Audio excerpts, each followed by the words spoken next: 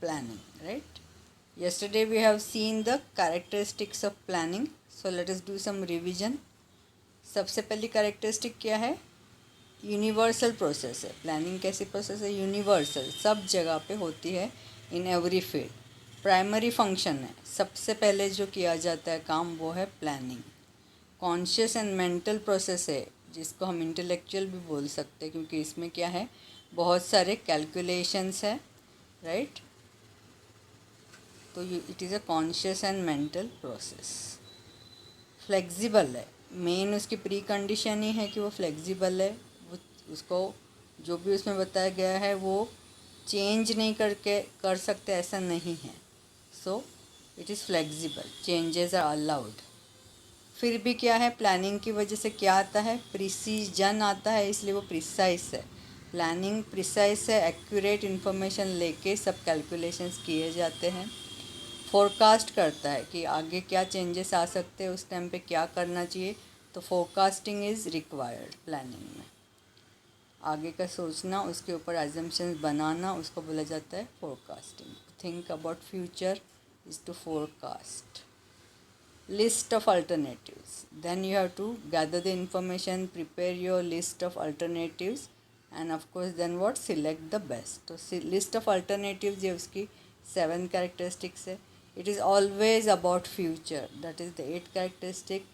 It is continuous, continuously you have to go on doing the planning because you want to expand, right? All the time new goals are coming up, so continuously for to achieve that goal you have to plan for the activities related to the new goal. Objective oriented activity, objective को achieve करने के लिए ये activity बनाई है planning की, इसलिए वो ऑब्जेक्टिव ओरिएंटेड है। It is a decision process, main feature उसका क्या है, मेन कैरेक्टरिस्टिक कि it is a decision process. इसमें इम्पॉर्टेंट क्या लेने पड़ते हैं, डिसीजंस लेने पड़ते हैं कि इस तरीके से आगे जाके काम चलना चाहिए, उसके बारे में क्या लेने होते हैं, डिसीजंस लेने होते हैं, इसलिए ये डिसीजन प्रोसेस है। तो now we are also done the importance of planning, वो शॉर्ट में एक बार रिवाइज कर लेते हैं ताकि तुम्हारी एक लिंक रहे। प्लानिंग की वजह से इस तरह से अच्छा काम होता है, इसीलिए उसका इम्पोर्टेंस है। सबसे पहले क्या अच्छी बात होती है कि काम सिस्टमैटिक तरह से होता है, wastage of resources is avoided, uncertainties जो फ्यूचर में आने वाली है उसका इफ़ेक्ट को रिड्यूस किया जा सकता है, प्लानिंग से प्रिसीजन आता है, मतलब एक्यूरेसी आती है, objectives are accomplished, objectives achieve करने में वो हेल्प करता है, स्मूथनेस इन मैनेजरियल फंक्शंस, सभी मैनेजरियल फंक्शंस में क्या आता है, स्मूथनेस। वाई? बिकॉज सभी मैनेजरियल फंक्शंस की एक्टिविटीज़ के बारे में यहाँ पे गाइडलाइन या पाथ दिया हुआ है। improves cooperation because of the clarity, because of clear cut instructions कि आगे क्या करना है, कैसे काम करना है, एम्प्लॉयज़ के अंदर कोऑपरेशन आता है, सबको पता है कि मुझे क्या करना है। इफ़ेक्टिव कंट्रोल, और इसी की वजह से इफ़ेक्टिव कंट्रोल भी एक मैनेजर अपने एम्प्लॉयज़ पे रख सकता है। और ऐसे ही सबके अंदर प्लानिंग की वजह से क्या आता है, कोऑर्डिनेशन आता है between the employees as well as the different departments, right? Sorry. So we are going to move ahead and now we are going to look at the limitations of planning. अभी कोई भी अच्छी चीज़ होती है तो भी उसमें क्या हो, नुस्ख तो कुछ ना कुछ तो निकालने वाले होते ही हैं। इसलिए लिमिटेशंस ऑफ प्लानिंग अगर 5 मार्क के लिए पूछा जाता है तो हम सबसे पहले उसका इंट्रोडक्शन लिखेंगे। उसमें हम लिखेंगे कि planning is neither perfect nor imperfect, एकदम परफेक्ट है ऐसा भी नहीं है और एकदम इम्परफेक्ट है ऐसा भी नहीं है। तो वो है क्या, it is a guideline for future, helpful तो वो ज़रूर है। No fields can work without planning, planning ना करने से काम बहुत ही ख़राब हो जाएगा, इसलिए प्लानिंग तो करना ही पड़ता है। कोई कोई क्रिटिक्स और एक्सपर्ट्स ने उसके लिमिटेशंस बताए हुए हैं कि उसके शॉर्टकमिंग्स क्या है। तो some critics and experts are given the following limitations. सबसे पहले उन्होंने क्या बताया है, अनसर्टन फ्यूचर है कि planning is based on assumptions about future. किसके बारे में हम अजम्पशंस या फोरकास्टिंग करते हैं, अबाउट द फ्यूचर कि फ्यूचर में ऐसा होगा, ऐसा होगा, ऐसा होगा, इस तरह से रेट हमेशा बढ़ते आए हैं तो ये हमेशा 2% से बढ़ते आए हैं तो चलो 2% से ही बढ़ेंगे, ऐसा कुछ अजम्पशन किया होगा। तो ये फ्यूचर के बारे में अजम्पशन है, लेकिन फ्यूचर कैसा है, अनसर्टन है, इसीलिए अजम्पशंस में नॉट बी करेक्ट। कभी कभी वो अजम्पशंस गलत जा सकते हैं, लेकिन वो थोड़ा सा गलत जा सकता है। जैसे हमने बोला 2% से बढ़ा है तो इस बार 2.5 बढ़े, लेकिन एक पता तो चलता है ना कि बढ़ता है भाई, तो उसके लिए कुछ करना पड़ेगा। तो ये फिर भी क्या होता है, फ़ायदे वाला ही बात है, लेकिन उसका अगर लिमिटेशन हमको बताना है तो ये एक नंबर 1 लिमिटेशन है कि प्लानिंग क्या है, अनसर्टेन फ्यूचर के बारे में होता है, इसलिए उसके एजम्पशंस कभी कभी रॉन्ग हो जाएंगे। दूसरा आता है कि एक्सपेंसिव प्रोसेस है, क्योंकि ये कोई भी बड़े बिजनेस में ज़्यादातर experts are engaged for planning, experts को बुलाया जाता है प्लानिंग करने के लिए, तो they charge high fees. Experts तो ही मुफ्त में तो काम नहीं करेंगे। Also it is time consuming and requires energy, so planning is energy and time. बहुत सारे इसके अंदर क्या जाता है, एनर्जी और टाइम तो जाता है, बट मेनली मनी। तो इनके जो फीस देने पड़ते हैं, high fees, that is about money, so planning is expensive. 2 mark के लिए भी ये IMP है, पूछ सकते हैं। तो उसी के अंदर से हम और एक पॉइंट नया हमको मिला है कि टाइम कंज्यूमिंग है, क्योंकि क्या है, हर एक्टिविटी नाउ एक ऑब्जेक्टिव को तुम बहुत सारे छोटे छोटे ऑब्जेक्टिव में डिवाइड करके हर एक एक्टिविटी के बारे में तुमको प्रिसीजन लाने के लिए उसका क्या गैदर करना पड़ता है, इन्फॉर्मेशन गैदर करना पड़ता है। As a result of that lot of information needs to be collected about activities of business. Later information is classified, फिर उसको क्लासिफाइड करते हैं कि भाई ये जानकारी इनको इनको काम आएगी, ये इसके बारे में है, ये इसके बारे में है, ऐसे इसको डिपार्टमेंट वाइज फिर क्लासिफाई करेंगे, फिर इसको एनालाइज करेंगे, स्टडी करेंगे, और उसके ऊपर से क्या करेंगे, alternatives will be decided, plan A, plan B, plan C, और फिर बेस्ट को चूज़ करना।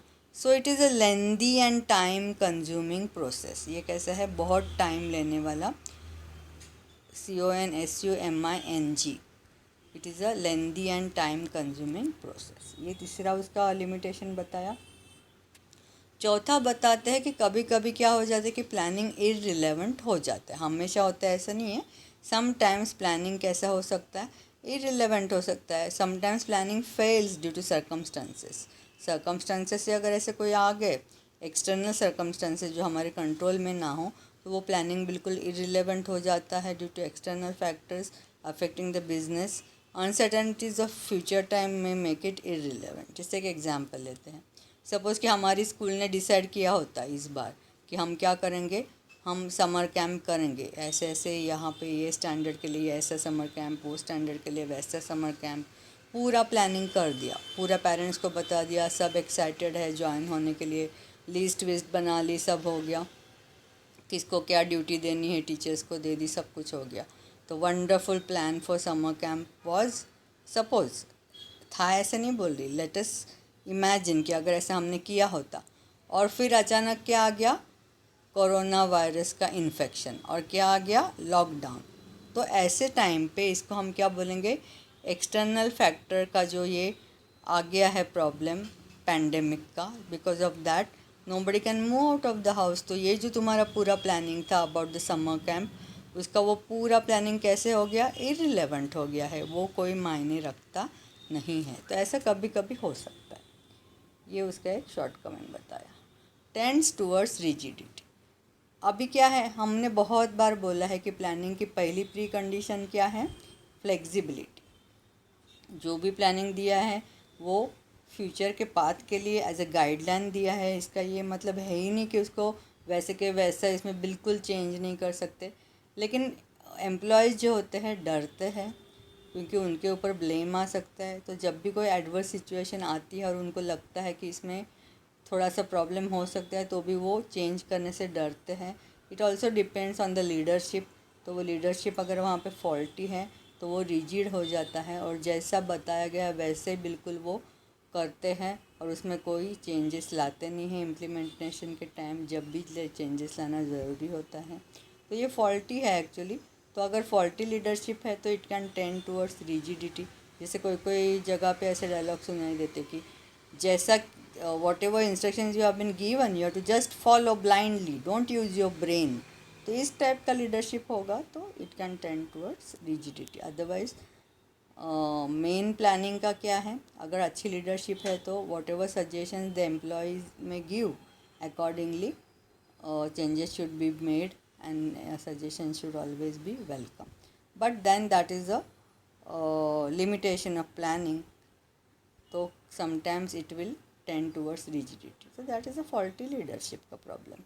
Uncertainty of external factors, वो तो वही बात होगी जो हमने अभी की थी irrelevance के टाइम।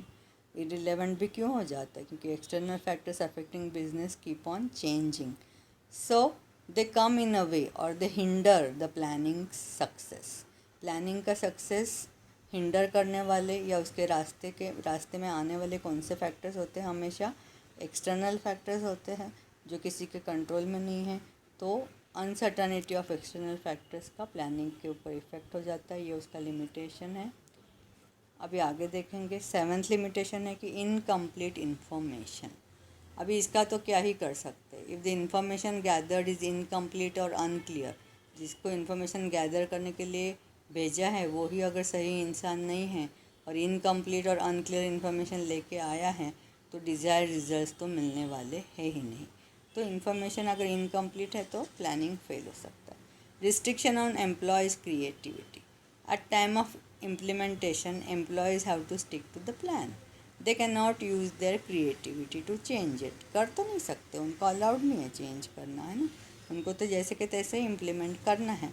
लेकिन सजेशन वो दे सकते हैं, अगर उनके अंदर कोई अच्छी क्रिएटिविटी के आइडिया है तो वो मैनेजमेंट को उनको बताना चाहिए, तो वो लेना है तो ले सकते हैं। लेकिन ये बात सच है कि रिस्ट्रिक्शन ऑन एम्प्लॉयज़ क्रिएटिविटी तुरंत उसी टाइम पे तो वो नहीं उनकी क्रिएटिविटी को अप्लाई कर सकते, लेकिन may be in future if the suggestion is given, if the leadership is good and the employees are not afraid to give the suggestion, तो उनकी ये क्रिएटिविटी यूज़ हो सकती है। अदरवाइज़ मेनली क्या है उसका प्रॉब्लम, उसका लिमिटेशन की restriction on employees creativity. 9th limitation है यूज़ ऑफ फॉल्टी मेथड्स। यहाँ पे भी क्या है कि जो वहाँ के मैनेजर्स और तुम्हारे जो एम्प्लॉयज़ है वो अगर उनकी काम की इफ़िशेंसी इतनी अच्छी नहीं है तो they may use faulty methods to calculate estimations accuracy is needed, right. तो अगर तुमको एस्टिमेशन बनाना है बजट का कि भाई मुझे रॉ मटेरियल में इतना पैसा लगेगा, तो इन्फॉर्मेशन भी रॉन्ग हो सकती है या तो कैलकुलेशन के तरीके भी रॉन्ग हो सकते हैं। Faulty statistics, if you have gathered wrong information, wrong figures, तो क्या होगा, तो भी रॉन्ग जाएगा, या तो फिर तुम्हारा स्टैटिस्टिकल कैलकुलेशन का मेथड भी गलत होगा, तो that will also lead to wrong calculation and as a result of that faulty decisions will be taken. That is your 9th limitation. So I hope कि you are understanding all of them. Total हमारे 9 limitations है। अभी ये जो एक sentence हमने introduction में पहला लिखा था, planning is neither perfect nor imperfect. It can always be asked for 3 marks or 2 marks explanation के लिए, तो उसके कम से कम अपने को 6-7 पॉइंट मिल जाते हैं। अकॉर्डिंगली तुमको 4.2 मार्क में लिखने चाहिए, 6.3 मार्क में लिखने चाहिए। तो प्लानिंग परफेक्ट भी नहीं है और इम्परफेक्ट भी नहीं है, उसका हम एक्सप्लेन करने को अगर पूछा गया तो उसका आंसर हम ऐसे लिखेंगे। मेन क्या है कि planning is done for future, but due to uncertainties owing to external factors affecting the business, planning में फेल, है ना। पहली बात हमने क्या बोली, फ्यूचर के बारे में है। फ्यूचर में क्या है, अनसर्टेनिटीज़ है, तो अनसर्टेनिटीज़ की वजह से क्या हो जाता है, प्लानिंग कभी कभी फेल हो जाता है, जैसे हमने समर कैंप की बात की। सो इट इज़ नॉट परफेक्ट, इसलिए बराबर है, प्लानिंग को हम परफेक्ट तो नहीं बोल सकते, it depends on the wisdom of the managers, है ना। Yet planning is a path for future, लेकिन वो इम्परफेक्ट भी नहीं है, वो हम अब बता रहे कि वो इम्परफेक्ट क्यों नहीं है। Yet planning is a path of future, वो एक फ्यूचर के लिए तुमको एक पाथ देता है, गाइडलाइन देता है। It gives a guideline and precision is achieved, उसी की वजह से तुम्हारे काम में क्या आ सकता है, एक्यूरेसी, प्रिसीजन आता है। Wastage of resources is avoided, wastage कुछ होता नहीं। above all planning allows to control the change. ये सबसे इम्पॉर्टेंट लाइन है.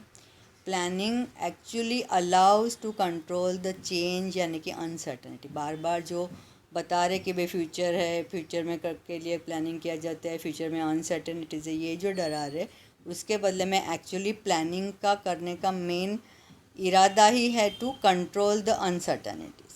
तो उसमें बताया गया होता है कि ऐसा ऐसा होगा तो क्या करना चाहिए या क्या सेविंग्स करनी चाहिए ताकि फ्यूचर की अनसर्टनिटीज़ को तुम हैंडल कर सको.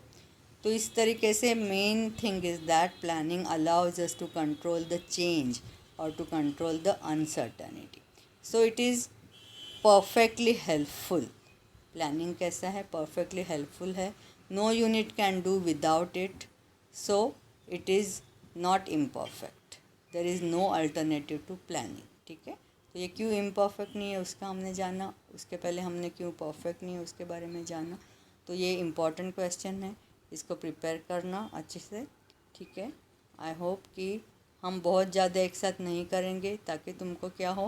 आई am sending you the notes, you have to copy them down and you have to start preparing because I have already told you I will be giving you topics from this lesson for your presentations. तो 2 lesson हमारे साथ साथ चल रहे हैं. एक चल रहा है मनी एंड इन्फ्लेशन और दूसरा कौन सा चल रहा है? प्लानिंग चल रहा है. तो थोड़ा सा हमारा जो जब भी जूम मीटिंग होगी उसको इंटरेस्टिंग बनाने के लिए हम ये टॉपिक पे ही, जो हमने 4 जन के 5 जन सिलेक्ट किए थे फर्स्ट जूम मीटिंग में, उनको इसी टॉपिक पर से इसी 2 चैप्टर पर से टॉपिक्स मिलने वाले हैं. तो everybody start preparing very well. Okay. You are going to get the notes through the WhatsApp, and today we are going to stop here.